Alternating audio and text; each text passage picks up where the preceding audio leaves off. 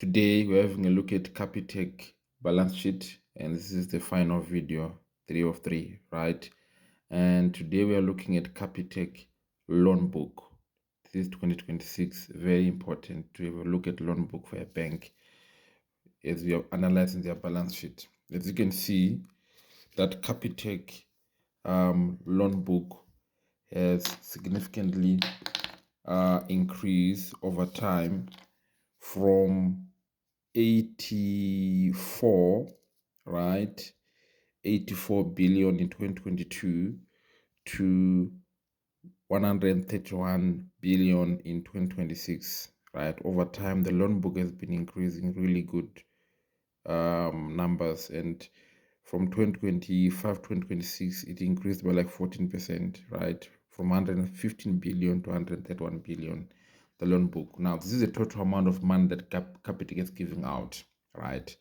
So let's see if this money, where it's going. Now, personal banking, these are personal loans that Capitec gives to individuals. When you're going to Capitec looking for a loan for your personal use, even including credit card as well, when you're buying a car, or many different loans that you can go and get from Capitec for personal use. As you can see, it was like 71 billion in 2022, and right now Capitec is giving a loan of like 98 billion, right?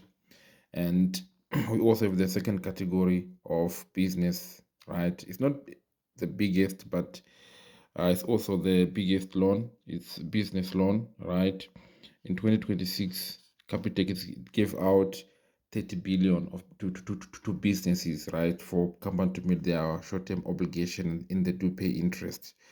And then lastly, we have got Avafin, right? They recently bought it. This is on online banking, and that focus on giving people loans online, and people pay interest, right? And they give out a loan value of 3 billion in 2026, right? And it was 2.6 billion in 2025, right? 28% increase, right? These are the total loans that Capitec gives us, is gross loans and advances, right? So we can see where the money, who are they giving the money. Now, interesting to look at impairments, right? These are loans that are expected not to be received, or people that are expecting to default. We can see the total impairment value for Capitec is 28 billion, really very high. If you look at for individuals, it's 28 billion impairments, right? Of the 98 billion that they're giving out, which means Capitec is taking high risks, right? They just give you a loan there, right? Hoping that, okay, some people will pay, some who don't. Which is, it has been working, but let's see if they can sustain this. It has been from 16 billion in 2022 now to 24 billion.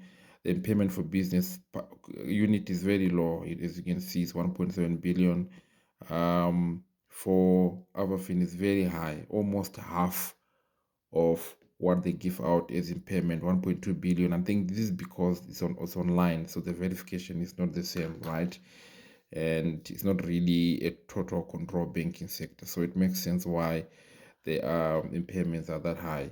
But we can see that from the loan book value that Capitec is a high risk bank. They just give loans quite a lot, and which is worrisome, right, in the long term. But for now, it has been working.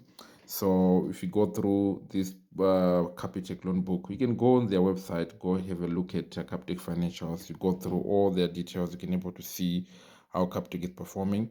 Yeah, man. So I think we can also see warehouse funding for Capitec is like 1.4 billion, right? And personal banking business notice deposits is more like 138 billion. So Capitec mainly got their funding from people that deposit money in their bank. As you can see, foreign reserves like 1.2 billion. Personal and business banking, the fixed deposit for it's 48 billion. So Capitec is very huge on individual banking clients. So go and have a look at it. Very strong numbers in terms of growth, but this is a huge worrisome for Capitec. Thank you.